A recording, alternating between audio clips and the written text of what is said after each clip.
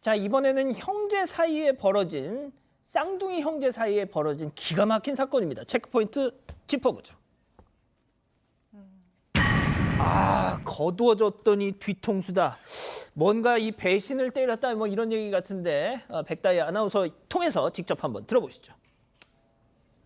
2020년 6월 교도소에서 출소한 한 남성. 돌아갈 곳이 마땅치 않았던 남성을 받아준 유일한 사람은 바로 쌍둥이 형이었습니다. 이 형은 동생이 교도소에서 나오자마자 자신의 집에서 머물게 해줬는데요. 그런데 이렇게 자신을 돌봐준 착한 형에게 동생은 은혜를 갚는 대신 배신을 하게 됩니다. 동생이 형의 아파트 분양권을 몰래 팔아버린 건데요. 형에게 배신을 선물한 파렴치한 동생. 형은 잃어버린 자신의 아파트 분양권을 되찾을 수 있을까요? 야, 진짜 세상에 이건 사람도 아니네 이거. 에? 그러니까 말이에요. 이 동생이 알고 보니까 전과 22범이었다고 합니다. 그러다 보니까 출소를 하고 나서도 갈 곳이 마땅치가 않았던 거예요. 그래서 유일하게 받아준 사람이 쌍둥이 형이었는데 이렇게 배신을 때리고 말았습니다. 같이 산 지 한 달 정도가 됐을 때 형이 아파트 분양권에 당첨이 됐는데요. 동생이 그걸 알고 형 몰래 중개인한테 전화를 겁니다. 분양받은 아파트에 프리미엄이 붙잖아요. 이 프리미엄을 조금 낮게 해서 팔겠다. 이렇게 전화를 한 겁니다. 야, 지금 딱 그 말씀 하세요. 제가 이제 별로 안 좋아하는 얘기긴 합니다만 검은 머리 짐승은 거두는 거 아니다. 뭐 이거 좋은 얘기는 아닙니다만 그렇죠. 이런 사건을 보면은 그런가 싶기도 해요, 정말. 그러니까 이게 또 일란성 쌍둥이면 부동산 중개업자 책임을 묻기도 어려워요. 아니 얼굴은 똑같이 생겼죠. 요즘에 신분증 형 신분증만 있으면 되잖아요. 형 신분증 들고 나옵니다.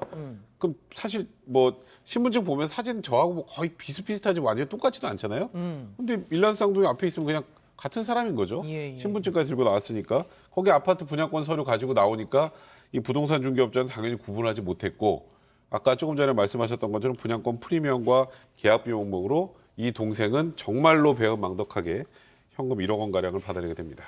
아니 청약 당첨되는 거 얼마나 힘든데. 그렇죠. 세상 이걸 갖다가 프리미엄도 그냥 확 낮춰가지고 팔았다는 게 이게 제정신 이게 사람입니까 이게? 사람은 맞는데 사기꾼이죠. 이 사기꾼이 두 종류가 있습니다. 모르는 사람을 상대로 사기치는 사람이 있고 가족이나 친척을 상대로 사기치는데 가족 친척이 쉬워요. 신뢰감 있지 않습니까? 믿음을 치고 사기꾼들이 전문 사기꾼들은 자기 그림자도 사기친다고 그래요. 그 정도거든요. 쉽잖아요.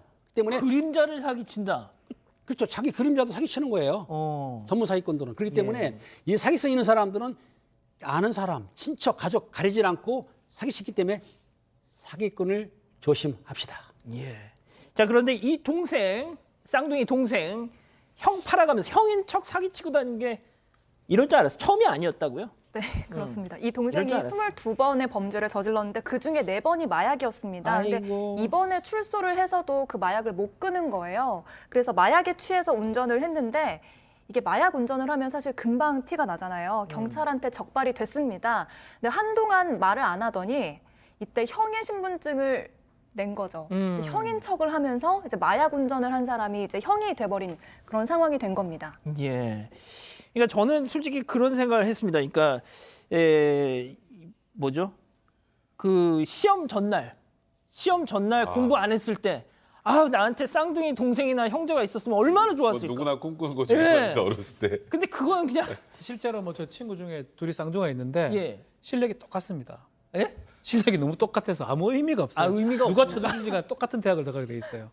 그렇겠네. 실제로 이건 더 얘기하면 안 되지만 내가 네. 시험 봐도 70점, 형이 봐도 70점. 똑같습니다. 예. 차이가 나야 뭐 의미가 있지 예. 같은 의미가 없습니다. 자, 근데 아무튼 이 사람은 분양권 팔아버리고 자기 형 그리고 거둬줬더니 근데 무면허 운전에 또 지금 마약 뭐까지 재판이 두 개가 지금 진행됐어요. 마약 범죄가 있고요. 지금 얘기했던 대로 교통사고를 내면서 형의 운전면허를 썼죠. 무면허 운전죄 도로교통 위반 그리고 형의 운전면허증을 쓴 거 부정사용죄 공문서 부정사용죄성이 성립합니다. 그걸로 지금 1년 6개월형을 받았는데 또다시 지금 사기쳤던 거 분양권 사기쳤던 거 요거 해가지고 2년 6개월을 받습니다. 그래서 합쳐서 두 재판 모두 합치면 징역 총 4년이 선고가 된 것입니다. 자, 징역 4년 선고 받고 다시 교도소로 갔어요. 이 동생. 자, 그런데 항소심에서 조금 감형을 받았네요. 일단 이 동생이 계속 그 재판 과정에서 주장을 했던 건 내가 나머지 범행은 인정하는데 그 저 마약 운전했을 때 그 신분증 형 꺼낸 거 실수를 한 거다. 근데 이제 이와 관련해서 이제 우리가 의심스러울 때는 피고인의 이익으로 판단하지 않습니까? 재판부에 봤을 때 의심스럽죠, 당연히. 저것도 본인의 범죄를 어떻게든 모면하려고 낸 것처럼 보이긴 하지만 저 당시에 약에 완전히 취해 있는 상황이었기 때문에 실수로 형 신분증을 냈을 가능성을 배제하기 어렵다. 그렇다면 완벽하게 저 부분에 대한 범죄 혐의는 입증됐다고 보기 어렵다. 이렇게 판단해서 저 부분에 대한 이 동생의 주장을 받아들였고 결국 그래서 6개월을 감경한 3년 6개월을 선고했고요. 이 대법원도 항소심 판결을 확정했습니다. 자, 저건 다시 좀 처음으로 돌아가서 박 변호사님, 분양권 이거 당첨되는 게 보통 힘든 일입니까? 이게 세상에. 그런데 이거 뭐가 됐든 이렇게 사기를 쳐가지고 동생이 팔아먹은 거잖아요. 이거 근데 이게 어차피 형이 판 건 아니니까 다시 돌려받을 수 있는 방법 없어요? 글쎄요, 좀 더 따져봐야 될 것 같은데 만약 무효라 그러면 돌려받을 거나 뭐 할 수가 있을 것 같은데 일반적으로 이게 무효라 보기는 어려울 것 같아요.